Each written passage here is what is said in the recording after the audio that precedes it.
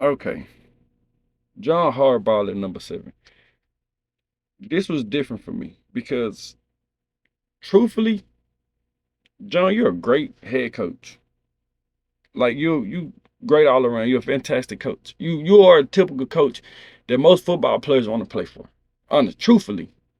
Right? And then you're a defensive minded coach, head coach at that. So we know like you know what I'm saying? You're not overprotecting the offensive players. You know what I'm saying? You want to have fun. You're gonna test them, right? But the issue is becoming apparent. You have a contract coming up. They're not going to extend you out of courtesy because if they would have done it, they probably would have done it already. Maybe after this season, depending on how y'all play. Lamar just got his contract. Lamar's the cornerstone of the Baltimore Ravens. So that just kind of automatically pits John Harbaugh as the odd man out. And then you bring in the offensive coordinator from Georgia, who's fresh off of a championship, Ty Moken, a guy who's had NFL experience in developing quarterbacks and receivers. It's his thing. That's just what he does. I'm not sure if Lamar knew about the hiring of him after the firing of Greg Roman. If he had any input or say, I would like to think he did. Um, but it's just like John, they're knocking on the door. Okay, we don't know if it's a search warrant. We're not sure, John. We don't know if it's a search warrant. We don't know if it's just a constable serving you some papers, John. But you're a great head coach. I believe you will figure it out. Seriously. I mean, I believe you will. Just understand that they brought another guy in behind you, looking at that same roster and say, hey, I can pick them over the top. Because what's been apparent, John, is that that's it's not your product that you put on the field, right? It's not the Ray Lewis days product. It's not the consistency that we've seen in the past. And then we have a guy like Todd, and you have players referring to his new offense as scary and dangerous. Interesting. I remember watching Tampa Bay last year, and I'm thinking to myself, I understand why Bruce Arians moved up. Really, I do. And as we watch these two clips, I think you guys will furthermore understand. Uh, yeah, Tampa Bay sucks. Tampa Bay sucks. There's no more upside. We see what they were able to do with Brady and Bruce Arians, the head coach. But now I just feel like Todd is the placeholder. I mean, and it sucks because there's nothing that's concrete that says, "Hey, Todd, um, after this season, even if you have a bad season, you can stay." No, you have a 34-50 record. Uh, you have Baker Mayfield your starting quarterback and Tim Tebow Jr. at backup, and you have a young running backfield that's capable, and you have Mike Evans and Chris Godwin who are now injury prone. Russell Gage been like injury prone. The good thing is that you are in a winnable division. The bad thing is you don't have no room for foul error. Good luck, Tide, bro. I mean, good luck.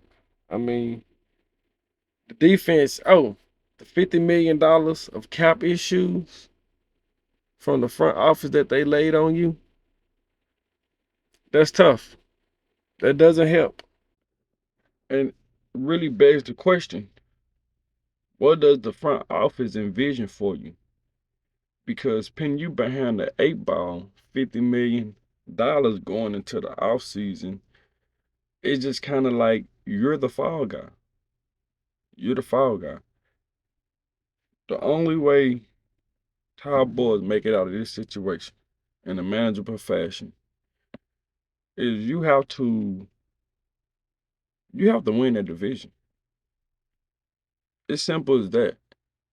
I mean, if we talking if you want to be here At least buy yourself 2 more years. You win that division, you make the playoffs. I think you're good. But also, if you don't win that division and you come third in that division, put it like this: losing record, you out of there, Todd. Once again, Jerry Jones bringing another head coach to waste the Dallas Cowboy fans' time. Okay, I'm gonna be honest. This dude right here, bro, you're probably arguably the third or fourth best head coach in your division. Nick Sirianni is what you should have been. Okay, look, you win games, cool. Uh, but then Quinn's probably next up in the batter's box.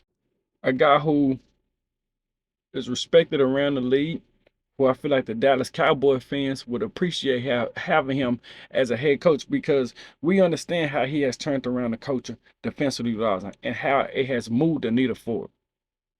Yet Mike McCarthy is allowing Ezekiel Elliott to snap the ball as a center in the playoffs game. Why?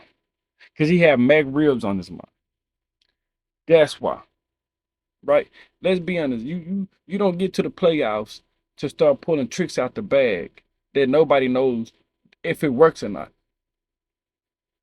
And then you have Jerry Jones bringing in Mike McCarthy, which has put together some of the best offense on tape, number wise, right?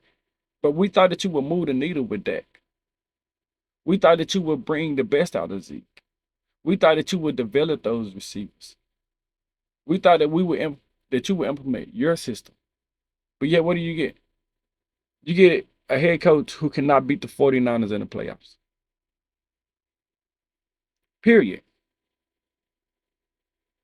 So I'm not sure what happens next. But I do believe that next coach is on that coaching staff. And once he become head coach, fire everybody on the offensive side. Just fire all the coaches. Dan Quinn. Yep. Here we go. Number 4, Sean McVay. Yeah, well, at some point, I'm sure a lot of people figured that you would be on the hot seat, because that prom night fun probably gonna cost you your job. I'm just gonna be honest, bro. Like, congratulations to the LA Rams, But I'm gonna say this: that's one of the most short-lived success Super Bowl runs that we will probably see in the next 40 years. I mean, at least Tampa won the Super Bowl and were able to go back and compete in the playoffs. Now, what happened is, another thing. But that's the difference between winning football and buying games. And let's be honest, to go from 12-5 to 5-12, I mean, if you don't make the playoffs, I think it's mutual agreement to say, hey, let's walk away. It was fun. Handshakes and hugs. And then on top of that, you struggle to beat Kyle Shanahan. You're 0-6 versus Kyle Shanahan in your division. I mean, that's terrible. It's bad. I'm looking at your roster. It doesn't move the needle. Now, you're able to compete in that division, but you're just not able to beat the 49ers on a consistent basis. The fact that ESPN have you guys ranked 31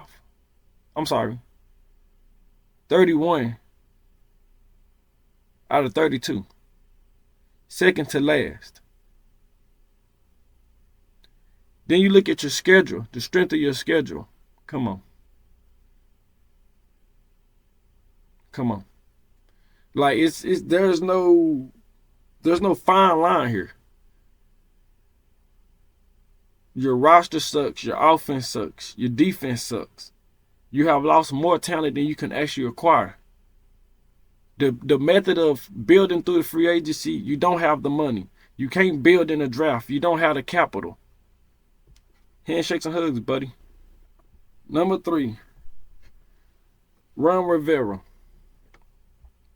Now, I almost feel sinister for putting Ron Rivera on here, because he's a good coach. Let's be honest. Washington wasn't doing nothing before Ron Rivera got there. The Gruden, whatever, social experiment. Let's call it that. I mean, 7-9, 7-10, 8-8. I mean, that's just a product of just a terrible environment to try to come in and turn around. I mean, let's be honest. It doesn't make it any better. I guess it does make it better. Probably not for Rivera, but it makes it better that Eric Benelope comes over. Because we all know Rivera resume speaks for itself. We know that Eric Benelope resume speaks for itself. I believe Eric doesn't move from the Chiefs if he doesn't feel like that this can be my potential first head coach job. He's been rating for a head coach job. Why he hasn't got one, I don't know. 2-time Super Bowl champion as an offensive coordinator. You've been to, I believe, 4 AFC conference championships. I don't know, whatever. This can be really great for the Commanders. Really bad for Rivera because he needs 2 more years. That's the bottom line. The pieces are in place. The roster is shaky, but the pieces are in place. Rivera have to really lean on Eric to get this offense out the slums and him continue to build this great defense. That's what could save him. But I wouldn't put my job security in Sam Howell, and Eric Benelope isn't there to document a show and tell documentary for HBO. This is real deal Holyfield.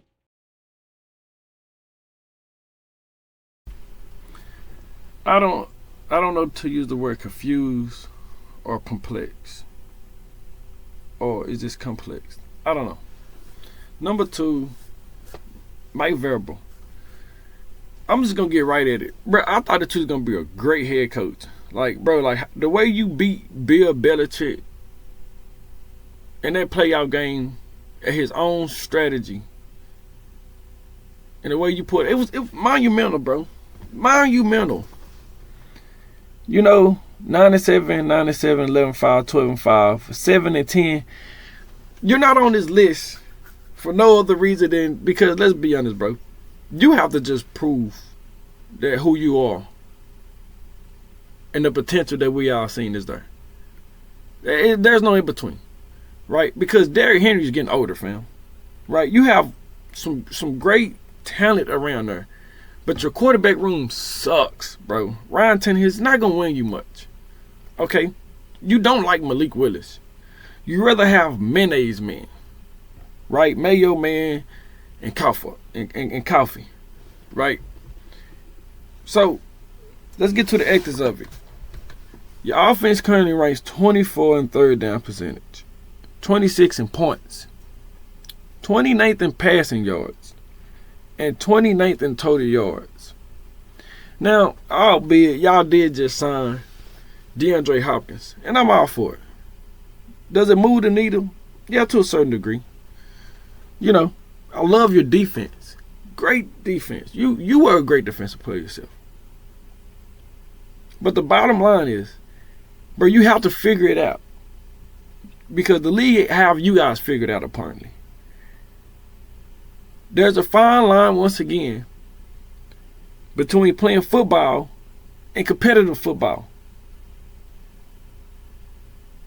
If you're resting your shoulders on Ryan, Levis, or Malik, I guess you're going to get what you've been getting. Stop putting that bullshit on the tape and stop wasting Derrick Henry prime. Man. Whenever you go dumpster diving in nice neighborhoods for head coaches, you find Matt LaFleur. Or, I like to call him Matt LaFleur Matt. Because Aaron Rodgers walked all over him. And Green Bay front office essentially walking over him.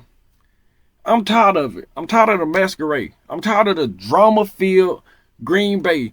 Your quarterback was on drugs, sir.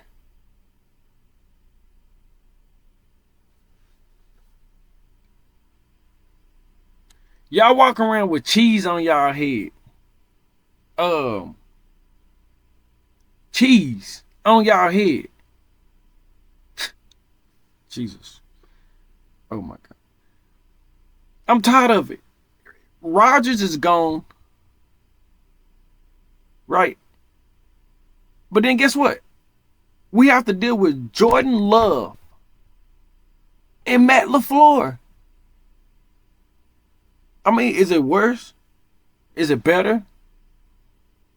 I mean, no knock to Jordan Love. But we're dealing with a head coach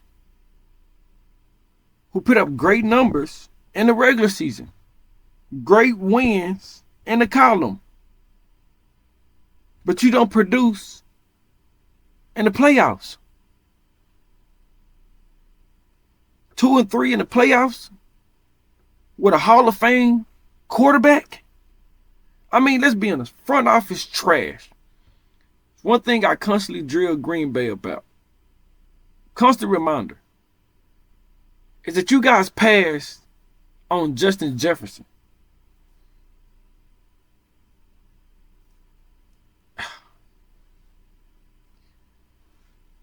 Imagine Justin Jefferson and Devontae Adams, right? And the Aaron Jones of the world, right? That's what you want to put together, winning programs. Your front office never really helped you. It's a lot going on. Honestly, you should want to get the hell out of there. Maybe we need to rescue you. Is it an SOS situation? Okay?